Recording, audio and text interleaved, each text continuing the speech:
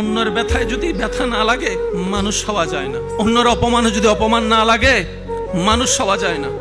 নবী রাহমাতুল্লিল আলামিন বলেছেন, নিজে না খেয়ে হলো মানুষের মুখে খাওয়ার ব্যবস্থা করে দাও।